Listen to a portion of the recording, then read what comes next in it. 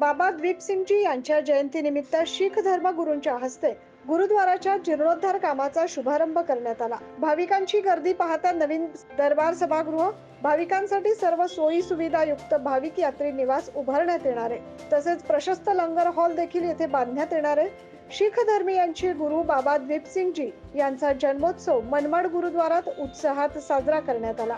याबाबत नांदेड गुरुद्वारा प्रबंधक नरेंद्र सिंग यांनी अधिक माहिती दिली. यानिमित्त 3 दिवस अखंड पाठ, अमृतवाणी, गुरुवाणी, भजन, कीर्तन, प्रवचन आदी धार्मिक कार्यक्रमांबरोबर भव्य शोभायात्रा काढण्यात आली.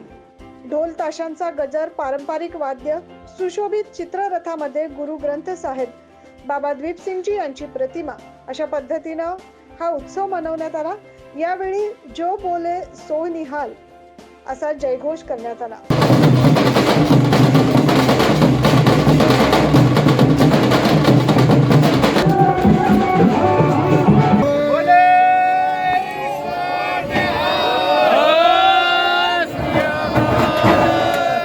यावेळी निघालेल्या शोभायात्रेत साहसी खेळांचं प्रात्यक्षिक देखील सादर करण्यात आलं. पंचप्यारे व पंचनिशाण देखील यामध्ये सहभागी झाले होते. नाईन न्यूज महाराष्ट्रासाठी मनमाड येथून प्रतिनिधी अशोक बिद्री.